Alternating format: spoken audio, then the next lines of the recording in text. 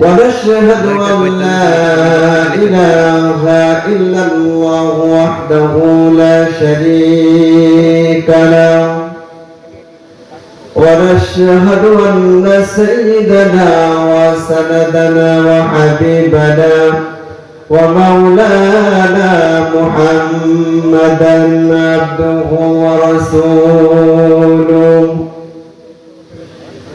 الذي أرسله بالحق بشيرا ونذيرا وداعيا إلى الله بإذنه وسراجا منيرا فقد قال الله تعالى في كلامه المجيد وفرقانه الحميد সবাই প্রাণ করে আমার সঙ্গে পড়ে নিন আউযু বিল্লাহি মিনাশ শাইতানির রাজীম বিসমিল্লাহির রাহমানির রাহিম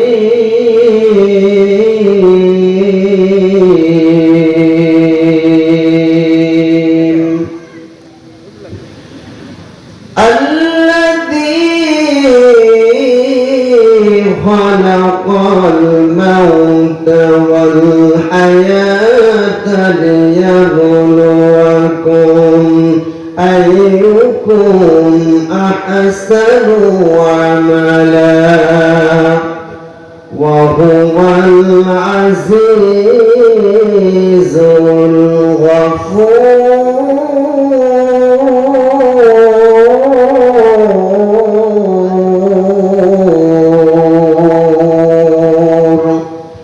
صدقت يا ربنا. عن أبي سعيد الخدري رضي الله تعالى عنه قال قال رسول الله صلى الله عليه وسلم إنما القبر روضة من رياض الجنة أو حفرة من حفر النار رواه الترمذي. وعن أبي هريرة رضي الله تعالى عنه قال قال رسول الله صلى الله عليه وسلم أكثروا ذكر هذه اللذات يعني الموت رواه أبو داود. وقال تعالى في شان حبيبي رسول الله صلى الله عليه وسلم إن الله وملائكته يصلون على النبي يا أيها الذين آمنوا صلوا عليه وسلموا تسليما. সবাই জবান ছেড়ে দেখুন আল্লাহুম্মা সাল্লি আলা সাইয়্যিদিনা মাওলানা মুহাম্মদ ওয়া আলা আলিহি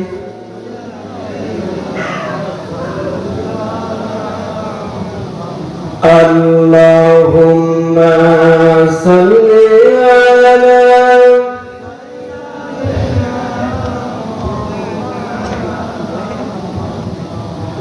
وعلى آل سيدنا صل على رسول আমার হৃদয় মাঝে ভুলতে পারি না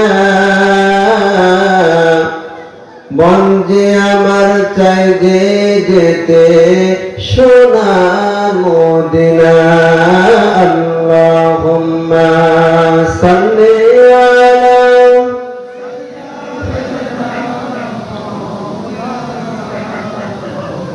ওয়া আলা আলি সাইয়্যিদিনা সাল্লি আলা بلغ العلا بكماله كشف الدجى بجماله حسنت جميع خصاله صلوا عليه وآله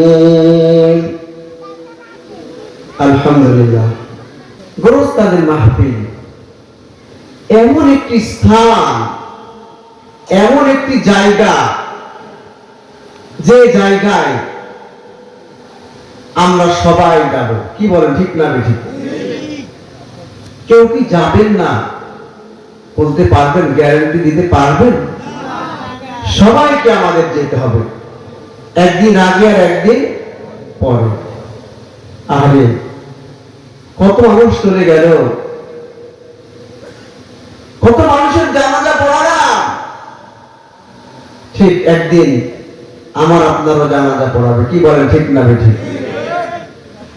গোরস্তানে একটু মাটি বাইনা করে রাখ রে, গোরস্তানে একটু মাটি বাইনা করে রাখ।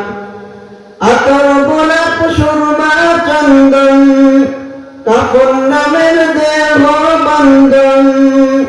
আতর গোলাপ সুরমা চন্দন কাফন নামের দেহ বন্ধন। আলমারিতে রাখ রে তুলে একটি কোরআন পাক রে, এক্ষুনি তোর আসতে পারে চলে যাওয়ার ডাক রে, এক্ষুনি তোর আসতে পারে চলে যাওয়ার ডাক। গোরস্থানে একটু মাটি বাইনা করে রাখ রে, গোরস্থানে একটু মাটি বাইনা করে রাখ।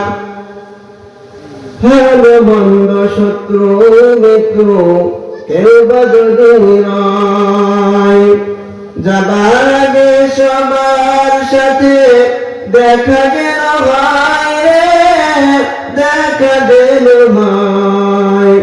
ভালো মন্দ শত্রু মিত্র কেউ বা যদি নয়, যাবার আগে সবার সাথে দেখা গেল ভাই রে, দেখা গেল ভাই।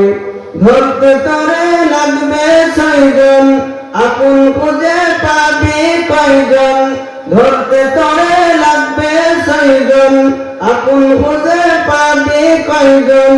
একলা পেলে খাবে তোকে 300 গুণের কাক রে, একদিন তোর আসতে পারে চলে যাওয়ার ডাক রে, এক্ষুনি তোর আসতে পারে চলে যাওয়ার ডাক। গোরস্থানে একটু মাটি বাইনা করে রাখ রে, গোরস্থানে একটু মাটি বাইনা করে রাখ। চিল্লায় বলেন মারহাবা, আর একটু জোরে বলেন মারহাবা।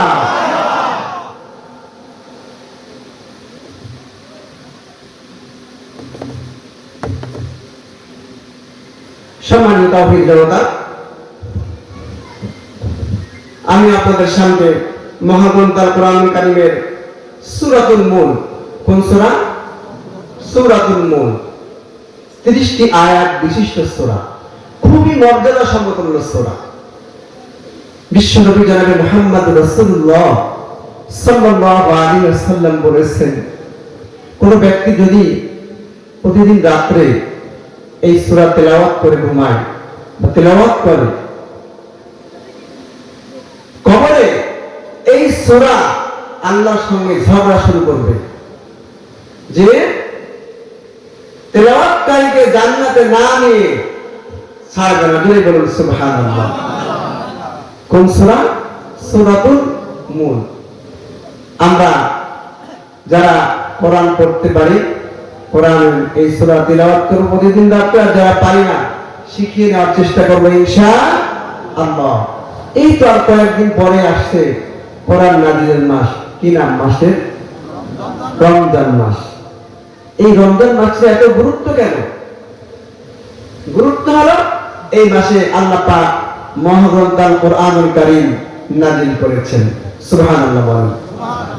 এই সূরার 2 নম্বর আয়াত, একটি মাত্র আয়াত আমি আপনাদের সামনে তেলাওয়াত করে শুনিয়েছি, এবং তিরমিজি ও আবু দাউদ শরীফের 2টা হাদিস আপনাদের সামনে পাঠ করে শুনিয়েছি।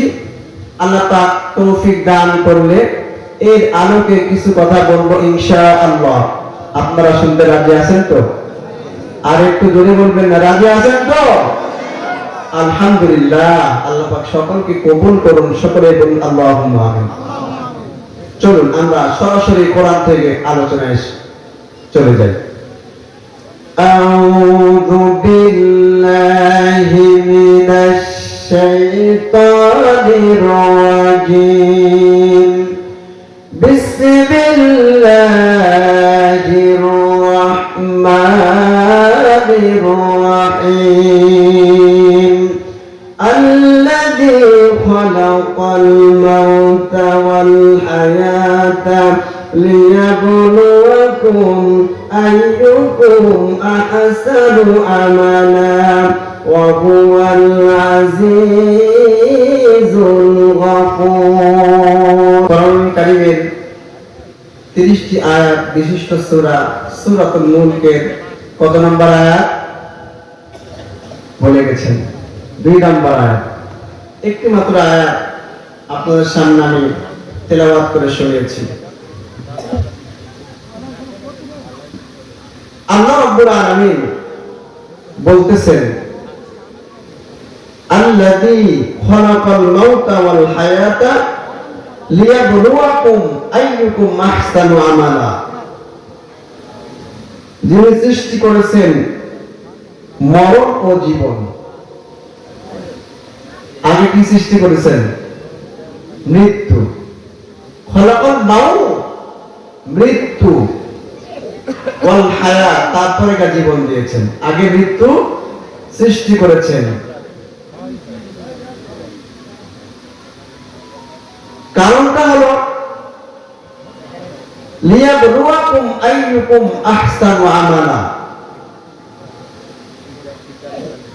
আমলের দিক দিয়ে তোমাদের মধ্যে কে সর্বোত্তম ব্যক্তি হতে পারে, শ্রেষ্ঠ হতে পারে। আল্লাহ পাক স্মরণ করে দিচ্ছেন আমাদেরকে যে আমি ও বান্দারা, তোমরা দুনিয়াতে যেভাবে চলাফেরা করো না কেন, যাই করো না কেন, যত অহংকার করে তাকাব্বুরি করে চলাফেরা করো না কেন, আমি মৃত্যু সৃষ্টি করে রেখেছি। এই মৃত্যু তোমাদের কাছে যাবে, এই মৃত্যুর স্বাদ গ্রহণ করতেই হবে।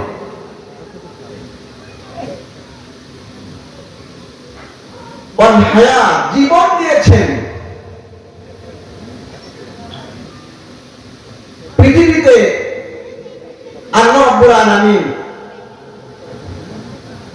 সৃষ্টি করেছেন আমাদেরকে একটা নির্দিষ্ট সময় দিয়ে। কি বলে, ঠিক না বেঠিক? আপনারা কি কেউ জানেন এই নির্দিষ্ট সময়টা কত দিন বা কত বছর? 10 বছর, 20 বছর, 30 বছর, 25 বছর, 50 বছর? কেউ কি জানেন? আল্লাহ পাক কাউকে জানিয়ে দেন না। আল্লাহ পাক একজন মানুষকে জানিয়ে দিয়েছিলেন। সুবহানাল্লাহ বলেন। একজন। আপনারা জানেন কাকে জানিয়ে দেওয়া হয়েছিল? হযরত আদম আলাইহিস সালামকে। মাশাআল্লাহ, জাযাকাল্লাহ। আল্লাহ রাব্বুল আলামিন হযরত আদম আলাইহিস সালামকে সৃষ্টি করার পরে তাকে জানিয়ে দিয়েছিলেন, আদম তোমার হায়াত হবে, তোমার জীবনকাল হবে 1000 বছর। সুবহানাল্লাহ বলেন। কত বছর? 1000 বছর। আদম আলাইহিস সালামকে রূহ জগতে নিয়ে গেলেন, রূহগুলো দেখালেন। হযরত আদম আলাইহিস সালাম রূহ দেখে হাত দিয়ে ইশারা করে বলতেছেন, ইয়া রাব্বুল আলামিন, ওই যে রূহটা দেখা যায় ওটা কার রূহ? আল্লাহ রাব্বুল আলামিন বলতেছেন, আদম, ওইটা হলো তোমার সন্তান দাউদ আলাইহিস সালামের রূহ। জোরে বলুন সুবহানাল্লাহ। হযরত আদম আলাইহিস সালাম বলতেছেন, রব্বুল আলামিন, আমার সন্তান দাউদকে কত বছর হায়াত দেওয়া হয়েছে? আল্লাহ পাক রব্বুল আলামিন বললেন, তোমার সন্তান দাউদকে 40 বছর হায়াত দেওয়া হয়েছে। সুবহানাল্লাহ বলবেন না? কত বছর? আদম আলাইহিস সালাম বলতেছেন, ইয়া রাব্বুল আলামিন, আমাকে দিলে 1000 বছর হায়াত, জীবনকাল, সময়কাল, আর আমার সন্তান দাউদকে দিলেন মাত্র 40 বছর। এটা কেমন করে হয়? হযরত আদম আলাইহিস সালাম বলতেছেন, রব্বুল আলামিন, আমার সন্তান হায়াত খুবই কম, আমার হায়াত থেকে 60টা বছর আমি আমার সন্তান দাউদকে দান করে দিলাম। আর একটু আস্তে বলেন সুবহানাল্লাহ। তাহলে কত হলো? 100 বছর হলো। আদম আলাইহিস সালামের থাকলো কত? 940। যে কথা বলতেছিলাম, আল্লাহ রাব্বুল আলামিন কুরআন কারীমের মধ্যে যেহেতু বলে দিয়েছেন, আল্লাযী খালাকাল মাউতা ওয়াল হায়াতা লিয়াবলুয়াকুম আইয়ুকুম আহসানু আমালা ওয়া হুয়াল আজিজুল গফুর। আল্লাহু আকবার। সম্মানিত তাওহীদ জনতা, আল্লাহ পাক বলতেছে, আমি যেহেতু মৃত্যু সৃষ্টি করেছি, আগে সবাইকে মৃত্যুর স্বাদ গ্রহণ করাই লাগবে, কবরে যাওয়াই লাগবে। যে গোরস্থানে আমরা কোরআন শুনতে এসেছি, এরকম গোরস্থানে কবরে আমাদেরকে যাওয়া লাগবে কি লাগবে না? আরেকটু জোরে বলবেন না, লাগবে কি লাগবে না? এই কবরটা সম্পর্কে বিশ্বনবী সাহাবী হযরত আবু সাঈদ খুদরি রাদিয়াল্লাহু তাআলা বলতেছেন, আল কবরু রাউদাতুম মিন রিয়াদিল জান্নাহ আও হুফরাতুম মিন হুফারিন নার। আল্লাহ নবীর সাহাবী, যে সাহাবী হাজার হাজার হাদিস বর্ণনা করেছেন, আবু সাঈদ খুদরি রাদিয়াল্লাহু তাআলা বলেন, ও নবীর সাহাবী, নবীর উম্মতেরা, তোমরা শোনো, কবর হলো এমন একটি জায়গা, রাউদাতুম মিন রিয়াদিল জান্নাহ, জান্নাতের বাগান, আও হুফরাতুম মিন হুফারিন নার, আর না হয় জাহান্নামের গর্ত। আমরা আমাদের কবরটা জান্নাতের বাগান চাই না জাহান্নামের গর্ত চাই? কথা বলেন। জান্নাতের বাগান চাই। এই জন্য আল্লাহ পাক বললেন, আল্লাযী খালাকাল মাউতা ওয়াল হায়াতা লিয়াবলুয়াকুম আইয়ুকুম আহসানু আমালা। আমি মরণ সৃষ্টি করলাম, তারপরে জীবন দিলাম, আর কবরটাকে যদি জান্নাতের বাগান বানাতে চাও, আল্লাহ পাক বলতেছেন, কে তোমাদের মধ্যে আমলের দিক দিয়ে শ্রেষ্ঠ, আমি পরীক্ষা করে তারপরে জান্নাত দিয়ে দিব। যদি বলুন সুবহানাল্লাহ।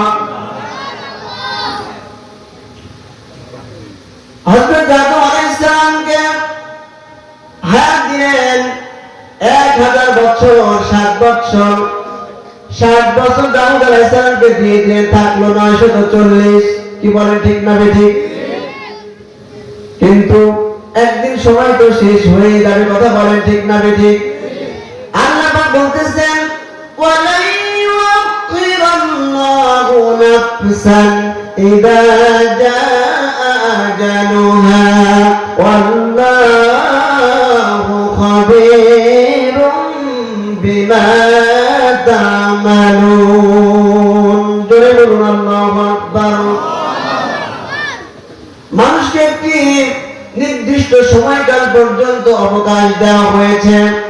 এই সময় শেষ হয়ে গেলে মৃত্যু তার কাছে উপস্থিত হয়ে যাবে, মৃত্যু তাকে ছিনিয়ে নিয়ে আনবে। জোরে বলুন, ঠিক না বেঠিক?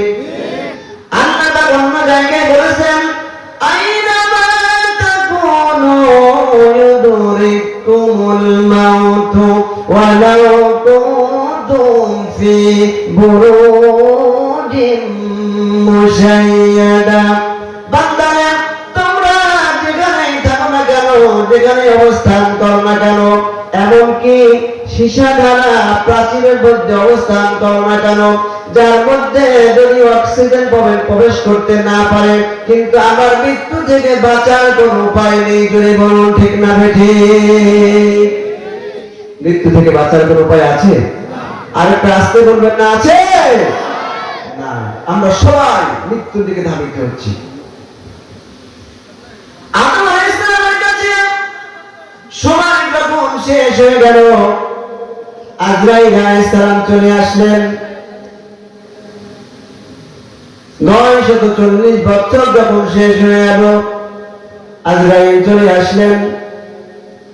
আসার পরে বলতেছেন, হে আদম, আমি আপনার জান কবজ করার জন্য এসেছি, আপনার জান, আপনার রূহ কবজ করার জন্য এসেছি, আল্লাহ পাক পাঠিয়েছেন। হযরত আদম আলাইহিস সালাম বলতেছেন, তার মানে আমার রূহ কবজ করবেন মানে? আল্লাহ পাক তোমাকে 1000 বছর হায়াত দিয়েছেন, কেবল আমার বয়স 940, আরো 60 বছর বাকি আছে। কত বছর বাকি আছে? 60 বছর বাকি আছে।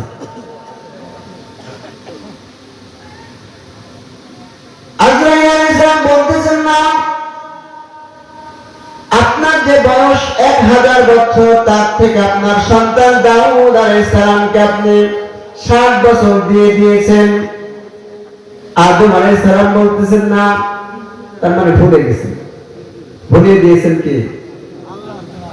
ফানাসিয়া আদম, আদম আলাইহিস সালাম ভুলে গিয়েছিলেন, এই জন্য আমরা তারই সন্তান, আমরাও ভুলে যাই। কথা বলেন, ঠিক না বেঠিক?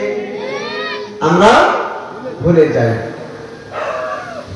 আমরা বললাম ইনসান, মানব জাতি।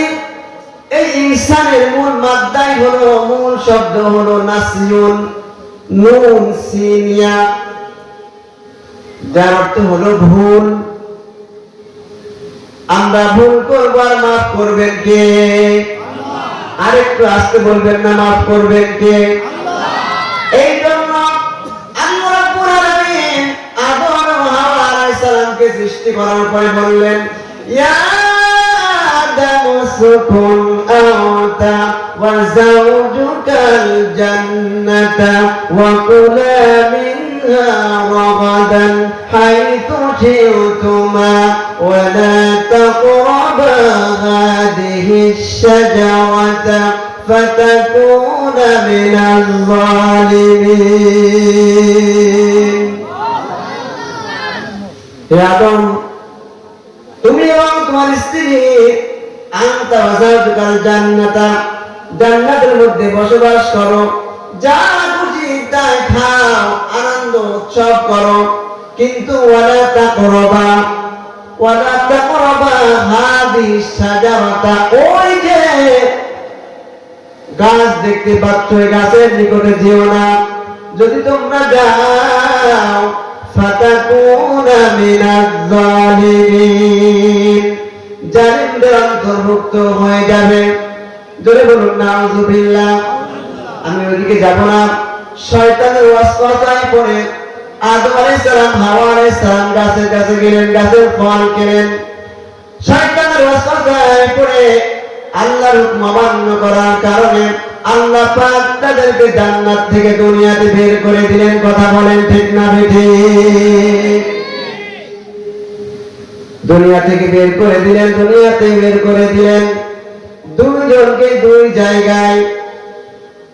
হযরত আদম আলাইহিস সালামকে শ্রীলঙ্কার সরল দ্বীপে নামিয়ে দিলেন, জান্নাত থেকে নামিয়ে দিলেন। হাওয়া আলাইহিস সালামকে জেদ্দার মাটিতে নামিয়ে দিলেন। 300-350 মাইল দূরত্ব, কারোর সাথে কারো দেখা নাই। তারা অনুশোচনা করতে লাগলো, ভুল করে ফেলেছি আল্লাহ মাফ করে দাও। আল্লাহ পাক দোয়া শিখিয়ে দিলেন, রব্বানা যালামনা আনফুসানা ওয়া ইল্লাম তাগফির লানা ওয়া তারহামনা লানাকুনান্না মিনাল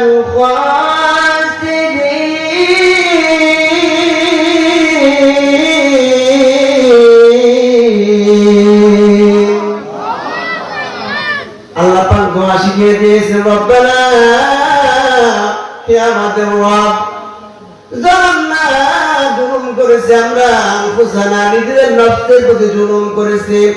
ওয়া ইল্লাম তাগফির লানা, আপনি যদি ক্ষমা না করেন, মাফ না করেন, ওয়া তারহামনা, রহমত না করেন, রহম না করেন, ক্ষমা না করেন, লানাকুনান্না মিনাল খাসিরিন, আমরা ক্ষতিগ্রস্তদের অন্তর্ভুক্ত হয়ে যাব। বলে বলুন নাউযুবিল্লাহ।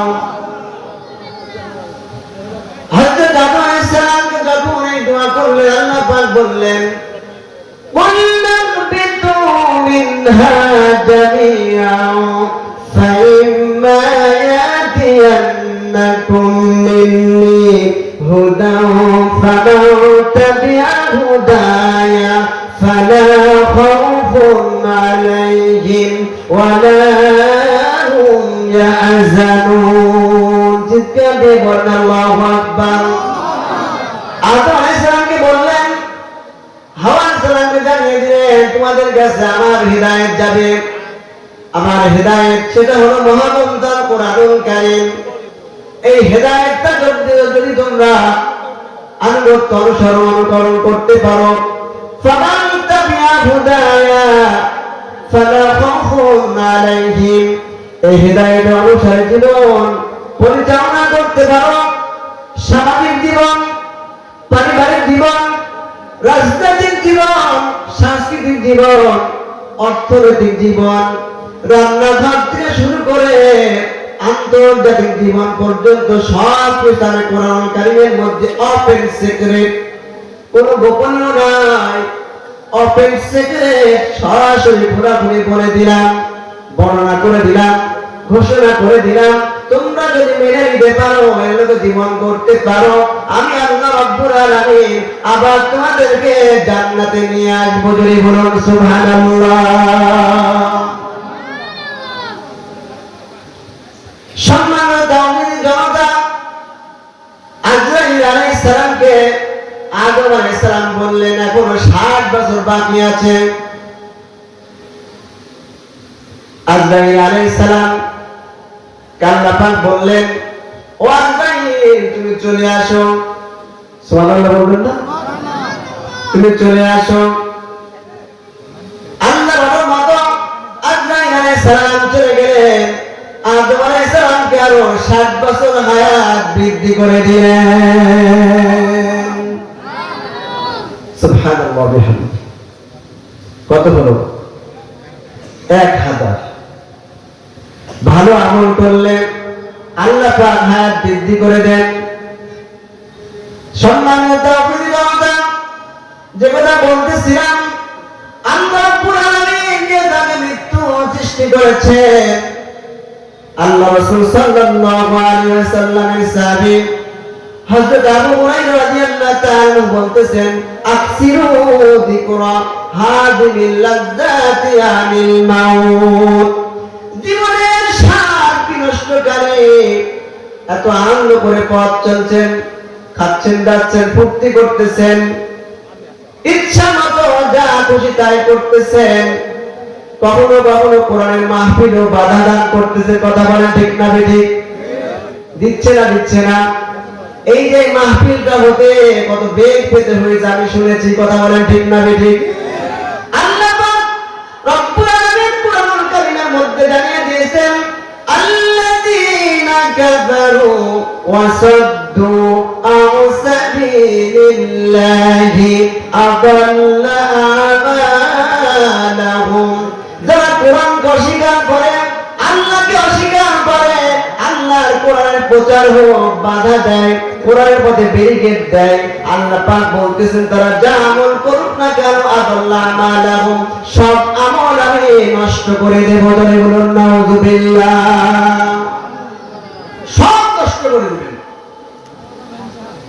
কোরআনুল কারীম এমন একটি গ্রন্থ, সব কিছু আয় রয়েছে এর মধ্যে। কি কি আছে? আল্লাহ পাক বললেন, ওয়ানাজ্জালনা আলাইকাল কিতাবা তিবয়ানান লিকুল্লি শাই।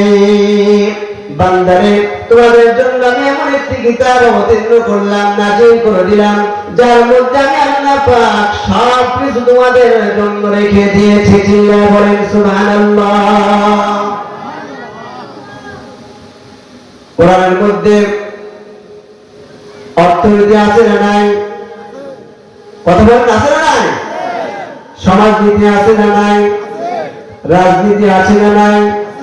সংস্কৃতি আছে না নাই? কেউ কেউ মনে করতেছেন হুজুর আবার রাজনীতি শুরু করে দিল। সম্মানিত জনতা, যে গোরস্থানে মাহফিল না জানি কোন সময় আপনারা আমার ডাক এসে যেতে পারে। কি বলেন ঠিক না বেঠিক? আপনার আমার যখন ডাক এসে যাবে, আপনাকে আমাকে যখন কবরের মধ্যে রেখে আসা হবে, কোরআনুল কারীমে যদিও ৮২ জায়গায় ওপেন সিক্রেট খোলাখুলি আল্লাহ পাক নামাজের কথা বললেন, ৫৯ জায়গায় যাকাতের কথা বললেন, রোজার কথা একবার জায়গায় বললেন, হজের কথা এক জায়গায় বললেন, আর এই যে রাজনীতির কথা এক জায়গায় নয়, ২ জায়গায় নয়, ৯২ জায়গায় আল্লাহ পাক বলেছেন। ধরে বলুন সুবহানাল্লাহ। কবরে যখন যাবেন, মুনকার নাকির প্রশ্ন করবে আপনাকে আমাকে। প্রথমে কিন্তু নামাজের প্রশ্ন করবে না, রোজার প্রশ্ন করবে না, হজের প্রশ্ন করবে না, জাকাতের প্রশ্ন করবে না। প্রথমে প্রশ্ন করবে মান রব্বুকা। কি বলেন? করবে না? মুনকার নাকির বলবে মান রব্বুকা, অর্থাৎ সার্বভৌমত্বের মালিক কাকে মেনেছো? তোমার রব কে ছিল? দুনিয়ার বুকে যতদিন হায়াত দিয়েছিলাম আইন মেনেছো কার? বলবে না ও আব্দুর রহিম, ও আব্দুল করিম, নামাজ পড়েছো নাকি, যাকাত দিয়েছো নাকি, হজ করেছো নাকি, রোজা করেছো নাকি? প্রথমে কিন্তু সব কোনো প্রশ্ন নাই, আছে নাকি? নাই। বলবে মান রব্বুকা, তোমার রব কে ছিল? সার্বভৌমত্বের আইন মেনেছো কার? দুনিয়াতে কার আইন মেনে চলেছো? আল্লাহ পাক রব্বুল আলামিন এখানেও কিন্তু রাজনৈতিক প্রশ্ন। কি বলেন ঠিক না বেঠিক? কথা বলেন। রাজনৈতিক প্রশ্ন সংক্ষেপে আমি আলোচনা করতেছি। ২ নম্বর প্রশ্ন হলো ওমা দীনুকা, ওমা দীনুকা, কোন দল করেছো? কোরআনের পক্ষে ছিলেন না বিপক্ষে ছিলেন? দিন মানে দল। আল্লাহ পাক রব্বুল আলামিন কুরআনুল কারীমের মধ্যে ওপেন সিক্রেট জানিয়ে দিলেন, ইন্নাদ-দীনা ইনদাল্লাহিল ইসলাম। একমাত্র আল্লাহর নিকট মনোনীত দিন হলো ইসলাম। ইসলামের দল যারা করবে, ইসলামকে যারা দল করবে, কোরআনকে যারা মেনে নেবে নিজের জীবনের সাথে, নিজের জীবনের প্রতিটি ক্ষেত্রে কোরআনকে মেনে নিয়ে চলবে, পথ চলবে, জীবন পরিচালনা করবে, আল্লাহ পাক রব্বুল আলামিন তাদের জন্য কবরটাকে জান্নাতের বাগান বানিয়ে দিবেন। জোরে বলুন সুবহানাল্লাহ। শুধু তাই নয়, কত জায়গায় বললেন লিউযহিরাহু আলা দ্বীনি কুল্লিহি ইন্নী আখাফু আন ইউবাদদিলা দীনাকুম আল-ইয়াওমা আকমালতু লাকুম দীনাকুম ওয়া আতমামতু আলাইকুম নি'মাতি ওয়া রাদিতু লাকুমুল ইসলাম দীনা। কত বলবো আর, অত দিক দিয়ে আমার সময় পাওয়া যাবে না।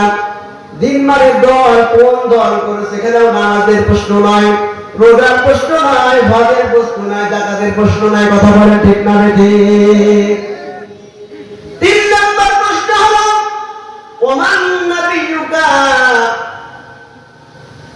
কাকে নেতা মেনেছো? নেতা মেনেছো কাকে? কোন নেতার পেছনে ছুটেছো? কোন মদখোর, কোন সুদখোর, কোন চাঁদাবাজ, কোন দুর্নীতিবাজ নেতার পেছনে ছুটেছ?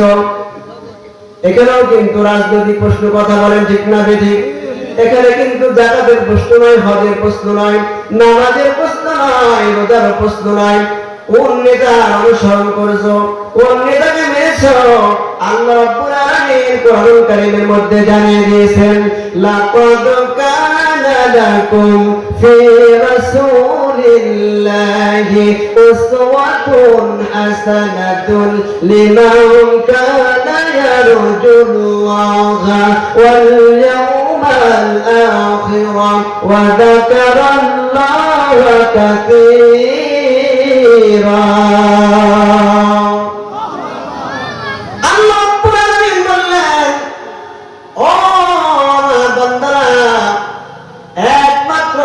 বিশ্বনবী জনাবে মুহাম্মদুর রাসূলুল্লাহ সাল্লাল্লাহু আলাইহি ওয়াসাল্লামের আদর্শের মধ্যে, তার আদর্শ অনুকরণের মধ্যে, অনুসরণের মধ্যে আমি তোমাদের জন্য কল্যাণ নিহিত রেখে দিয়েছি। চিল্লায়ে বলেন সুবহানাল্লাহ। সুতরাং বিশ্বনবীর আদর্শ যার মধ্যে নেই, সে যত বড় নেতা হোক না কেন, যত বড় মুসলা হোক না কেন, পেটওয়ালা হোক না কেন, তার সঙ্গে চলা যাবে? কথা বলা চলা যাবে? থাকা যাবে? তার কথা মতো চলা যাবে? যাবে না। আল্লাহ রাব্বুল আলামিন সূরাতুল বানি ইসরাঈলের মধ্যে জানিয়ে দিলেন, ইয়াউমা নাদউ কুল্লা উনাসিম বিইমামিহিম ফামান উতিয়া কিতাবাহু বিয়ামিনিহি ফাউলাইকা ইয়াকরাউনা কিতাবাহুম ওয়া লা ইউযলামুনা ফাতিলা। আল্লাহু আকবার। আল্লাহ কোরআনে বললেন, ইয়াউমা নাদু, আমি সেই দিন সবাইকে ডাক দিব। নাদু একজনকে না, বহু বচন দিয়েছেন। নাদু বিইমামিহিম, তাদের প্রত্যেককে। ইমাম মানে কি? কথা বলেন। শুধু মসজিদের নেতা নাকি? মসজিদের ইমাম নাকি? আরবিতে বলা হয় ইমাম, বাংলাতে বলা হয় নেতা। কিন্তু যখন বাংলাতে নেতা বলা হয়, কিছু কিছু মানুষের চুলকানি শুরু হয়ে যায়। কথা বলেন ঠিক না বেঠিক? সম্মানের দাবির জনতা, কচুর গাছ দেখেছেন? কচুর গাছ দেখতে খুব সুন্দর না? সবুজ পাতা, কি সুন্দর, কিন্তু ভিতরে কিসে ভরা? কি বলে? কিসে ভরা? চুলকানিতে ভরা। কিছু কিছু মানুষকে দেখতে সুন্দর করে, কিন্তু ভিতরে চুলকানিতে ভরা। কথা বলে ঠিক না বেঠিক? কোরআনের কথা সহ্য করতে চায় না, বিশ্বনবীর আদর্শের কথা সহ্য করতে পারে না। কথা বলেন ঠিক না বেঠিক?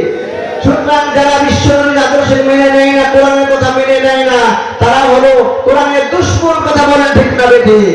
তাদের জন্য জান্নাত হারাম করে দিয়েছেন কে? আরেকটু আসতে বলবেন না, কে হারাম করে দিয়েছে? আল্লাহ। আমার ভাইরা, আল্লাহ পাক বললেন, কিয়ামতের দিন আমি প্রত্যেক নেতা সহ তার কর্মী সহ তাদেরকে ডাক দিব। শুধু নেতাকে একা ডাকবেন না, তার কর্মীরা সহ তাদেরকে ডাকবেন। কোন নেতার অনুসরণ করেছো, কার কথা মতো চলেছ, কার কথা মতো তাফসীর মাহফিল বন্ধ করতে গিয়েছো, কার কথা মতো কোরআন আইনে বাধা দিয়েছো, কার কথা মতো যারা কোরআনের কথা বলেছে, হক কথা বলেছে, তাদের বিরোধিতা করেছো, জেলখানায় কেস দিয়েছো থাকার জন্য, জেলখানায় প্রেরণ করেছো, কার কথা মতো তাদের সঙ্গে জুলুম করেছো, অন্যায় করেছো, অত্যাচার করেছো। আল্লাহ রাব্বুল আলামিন বলতেছেন ওই সকল নেতা সহ আমি তাদেরকে ডাক দিব, আর ওই নেতারা কোনো উপায়ান্তর না দেখি বলবে, আল্লাহ পাক জানিয়ে দিয়েছেন وقال الذين كفروا ربنا أرنا الذين أضلنا من الجن والإنس جربنا الله أكبر نجعلهما تحت أقدامنا ليكونا من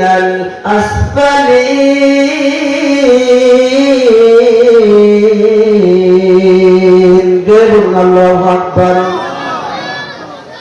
আল্লাহ রাব্বুল আলামিনের দরবারে গিয়ে বলবেন, ওই সকল কর্মীরা বলবেন না যাদের কথা মতো আমরা বিপদে চলে গিয়েছিলাম, তাফসীর মাহফিল বন্ধ করতে গিয়েছিলাম, অন্যায় করেছিলাম, অত্যাচার নির্যাতন করেছিলাম, কোরআনের পথে বাধা প্রদান করেছিলাম, তাদেরকে দেখিয়ে দিন আকদাবিনা, আমরা তাদেরকে কি করব, পা দিয়ে আমরা তাদেরকে মুছাবো, পা দিয়ে তাদেরকে পিষবো, তাদেরকে দেখিয়ে দিন। আল্লাহ পাক বলতেছেন লিয়াকুনা মিনাল আসফালিন, তারা অপমানিত লাঞ্ছিত হবে। জোরে বলুন নাউযুবিল্লাহ, একটু জিকির করুন লা ইলাহা ইল্লাল্লাহ, জোরে লা ইলাহা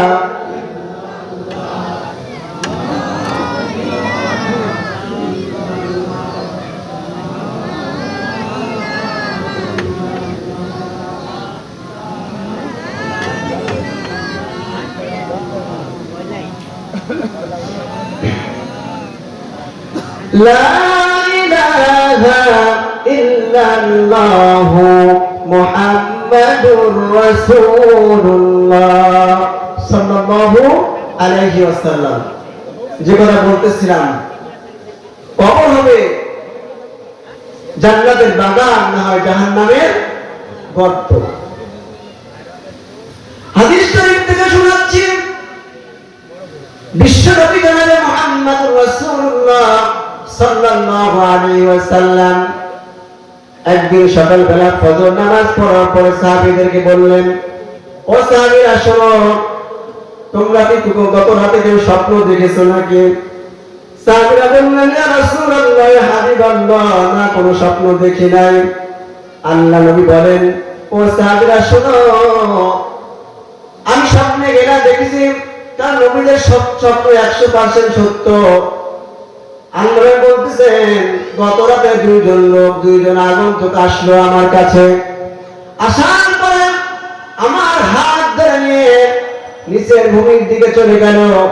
যাওয়ার পরে আমি দেখতে পেলাম একজন লোক দাঁড়িয়ে আছেন ধারালো অস্ত্র নিয়ে, আর একজন লোক বসে আছে। যে লোকটি লোহার ধারালো অস্ত্র নিয়ে দাঁড়িয়ে আছে আর যে লোকটি বসে আছে, ওই লোকটি ধারালো অস্ত্র দিয়ে বসে থাকা লোকটির মাথাটা একদিক দিকে চিরতে পিছন দিকে নিয়ে যাচ্ছে। পিছন দিকে যখন নিয়ে যাচ্ছে, সামনের দিকটা ভালো হয়ে যাচ্ছে, এরকম পর্যায়ক্রমে চলতে আছে। আল্লাহর বিশ্বনবী বললেন, একে কেন এরকম শাস্তি দেওয়া হচ্ছে, কারণ খানা কি, অপরাধ কি? আল্লাহ নবীকে ওই দুইজন আগন্তুক বললেন, সামনের দিকে একটু এগিয়ে চলুন। সামনের দিকে অগ্রসর করেন। বিশ্বনবী বলতেছেন, আমি তাদের সঙ্গে সামনের দিকে অগ্রসর হওয়ার পরে দেখতে পেলাম একজন লোক শায়িত অবস্থায় শুয়ে আছে, আর আরেকজন লোক হাতে পাথর নিয়ে দাঁড়িয়ে যে লোকটি শুয়ে আছে, বুখারী শরীফের হাদিস, যে লোকটি শুয়ে আছে ওই লোকটি মাথার উপর এত জোরে পাথর নিক্ষেপ করতেছে, পাথর নিক্ষেপ করার কারণে মাথা চূর্ণ বিচূর্ণ হয়ে যাচ্ছে। ওই পাথর আবার কুড়িয়ে নিয়ে আসছে, কুড়িয়ে নিয়ে আসতে আসতে আবার মাথা পূর্বের নাই ভালো হয়ে যাচ্ছে। আল্লাহ বলেন, ও আগন্তুকগণ, কেন এরকম শাস্তি দেওয়া হচ্ছে? অপরাধ কি? অপরাধের কি অবস্থার কারণে একে শাস্তি দেওয়া হচ্ছে? আল্লাহ নবীকে বললেন সামনের দিকে চলুন। এবারে নবী এবং আগন্তুকদ্বয় সামনের দিকে এগিয়ে গেলেন। সামনের দিকে এগিয়ে যাওয়ার পর দেখতে পেলেন একটা চুলা, তন্দুরের চুলা, আগুন জ্বলতেছে। আগুনের শিখা গোড়া উপরের দিকে উঠতেছে, জ্বলতে জ্বলতে এত কালো আকার ধারণ করেছে, শিখা গোড়ার উপরে উঠতেছে আবার নিচে নামতেছে। দেখা গেল ওই আগুনের মধ্যে কিছু উলঙ্গ নারী পুরুষ, তারা কি করতেছে? আগুনের শিখা গোড়ান যখন উপরের দিকে উঠতেছে, তারা উপরের দিকে উঠতেছে। আবার আগুনের শিখা যখন নিচের দিকে নামতেছে, তারাও নিচের দিকে নামতেছে। বিশ্বনবী বলেন, ও আগন্তুকগণ, কেন এরকম তাদেরকে শাস্তি দেওয়া হচ্ছে? কারণ খানা কি? আল্লাহ নবীকে বলতেছেন সামনের দিকে এগিয়ে চলুন। কয়বার হলো? 3 বার। চতুর্থবার আবার এগিয়ে গেলেন। বিশ্বনবী এগিয়ে যাওয়ার পরে, কিছু দূর এগিয়ে যাওয়ার পরে দেখা হলো একটা রক্তের নহর, রক্তের নদী। ওই নদীর মধ্যে একজন সাঁতার কাটতেছে, আর নদীর কূলে একজন ব্যক্তি কিছু পাথর নিয়ে বসে আছে। যখন ওই নদীর মধ্যে যে সাঁতার কাটতেছে, ওই লোকটি যখন কূলে আসার চেষ্টা করতেছে, তখন ওই যে নদীর কূলে যে পাথর নিয়ে বসে আছে, ওই লোকটি ওই পাথর দিয়ে সজোরে আঘাত করতেছে। আঘাত করার কারণে ওই লোকটি কিনারে আর আসতে পারছে না, বরং পূর্বের জায়গায় ফিরে যেতে বাধ্য হচ্ছে। ও আগন্তুকগণ, কেন একে এরকম শাস্তি দেওয়া হচ্ছে? কারণ খানা কি? আল্লাহ নবীকে আগন্তুকগণ বললেন সামনের দিকে এগিয়ে চলুন। বিশ্বনবী জনাবে মুহাম্মদুর রাসূলুল্লাহ সাল্লাল্লাহু আলাইহি ওয়াসাল্লাম বললেন, আমি সামনের দিকে এগিয়ে গেলাম। এমন একটি বাগানের মধ্যে, সবুজ বাগানের মধ্যে আমাকে নিয়ে যাওয়া হলো। সেখানে গিয়ে দেখলাম একটা বড় বিশাল গাছ। গাছের নিচে একজন বৃদ্ধ লোক বসে আছে, আর তার পাশে কিছু সংখ্যক ছোট্ট ছোট্ট বাচ্চারা বসে আছে, আর তার পাশে কিছু আগুন জ্বলতেছে। আগুনের কাছে একজন বসে আছে। আল্লাহ নবী এরপর বিশ্ব নবীকে আর একটি ঘরে নিয়ে যাওয়া হলো। বিশ্ব নবী সংক্ষেপে আমি বলতেছি, আলোচনা করতেছি। বিশ্ব নবী বলতেছেন, এরপরে আমাকে আবার একটি ঘরে নিয়ে যাওয়া হলো। প্রথমকার ঘরটার চাইতে, বাগানের চাইতে ওই ঘরটি আরো বেশি সুন্দর। জোরে বলুন সুবহানাল্লাহ। এরপরে বিশ্বনবী জনাবে মুহাম্মদ রাসূলুল্লাহ সাল্লাল্লাহু আলাইহি ওয়াসাল্লাম বলতেছেন, কবর রাজা কত কঠিন ভয়ঙ্কর। আল্লাহ নবী বলে দিয়েছেন, আল কবরু রাউদাতুম মিন রিয়াদিল জান্নাহ আও হুফরাতুম মিন হুফারিন নার। কবর হলো জান্নাতের বাগান, আর না হয় জাহান্নামের গর্ত। আল্লাহ নবী বললেন, এরপর আমাকে এমন একটি ঘরে নিয়ে যাওয়া হলো, প্রথম ঘর দ্বিতীয় ঘরের চাইতে আরো বেশি সুন্দর ঘরটি আমরা প্রবেশ করলাম। জোরে বলুন সুবহানাল্লাহ। বিশ্বনবী বলতেছে, ও আগন্তুকগণ, তোমরা আমাকে সারা রাত্রে যে ভ্রমণ করালে, এর কারণখানা কি? এর কারণটা কি? আমাকে বলো। আমি যে যে দৃশ্যগুলো দেখলাম, এর কারণ কি বলো। আগন্তুকগণ বলতেছেন, ইয়া রাসূলুল্লাহ, ইয়া হাবিবাল্লাহ, আপনি পাথরে যাকে দেখলেন, যার মাথা চিড়ে ফেলা হচ্ছে সামনের দিক থেকে, আবার পিছন দিক থেকে ফিরছে, সামনের দিকটা ভালো হয়ে যাচ্ছে, ওইটা হলো মিথ্যাবাদী, অর্থাৎ মিথ্যা কথা বলতো, ওয়াদার খিলাফ করতো। মিথ্যা কথা বলা হলো মুনাফিকের লক্ষণ। কথা বলেন ঠিক না বেঠিক? ক্ষমতা আসার পরে এই দিব, ওই দিব, এই করব, ওই করব, জনগণকে মিথ্যা বলে ভুলিয়ে রাখে। কথা বলেন ঠিক না বেঠিক? তারা হলো মুনাফিক। আল্লাহ পাক বলতেছেন, ইন্নাল মুনাফিকিনা ফিদ الدرك الأسفل من النار ولو تجد لهم نصيرا الله أكبر নিশ্চয় মুনাফিকের সর্বনিম্ন স্তর হলো জাহান্নাম ওয়ালান তাজিদ লাহুম নাসিরা কুসিন কারো সেখানে তারা কোনো সাহায্যকারী পাবে না যদি বলুন নাউযুবিল্লাহ মিথ্যা কথা বলতো আল্লাহর আয়াতকে অস্বীকার করত কোরআনকে অস্বীকার করত আল্লাহর আইন সমাজে প্রতিষ্ঠিত হোক কোরআনের আইন সমাজে প্রতিষ্ঠিত হোক কোরআনের তাফসীর বাধা দিত মিথ্যা প্রতিপন্ন করত আল্লাহ পাক বলতেছেন ইন্নাল্লাযীনা কাযযাবু বিআয়াতিনা ওয়াস্তাকবারু আনহা লা তুফাত্তাহু লাহুম আবওয়াবুস সামাই ওয়া লা ইয়াদখুলুনাল জান্নাতা হাত্তা ইয়ালিজাল জামালু ফি সামিল খিয়াত আল্লাহু আকবার আল্লাহ পাক বলতেছেন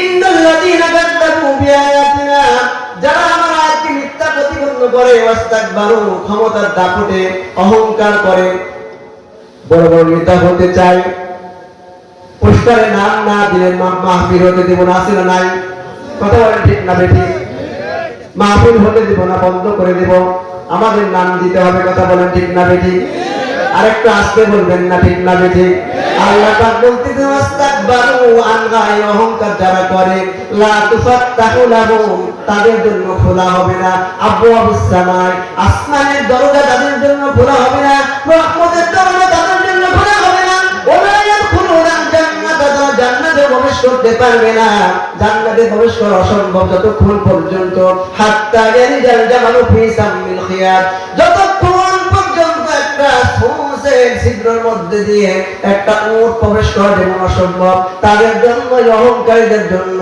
ওই ক্ষমতাওয়ালাদের জন্য অহংকারীদের জন্য এরকম অসম্ভব কথা বলে ঠিক না বেঠিক একটা সূচের ছিদ্রের মধ্যে দিয়ে উট প্রবেশ করা সম্ভব কথা বলে সম্ভব তেমনি হবে তারা ক্ষমতার মনে পড়ে ক্ষমতার দাপট দেখায় আল্লাহর কোরআন আর আইন বাধা দেয় কোরআন আইন প্রতিষ্ঠিত হতে দেয় না বরং কোরআনের পক্ষে যারা থাকে তাদেরকে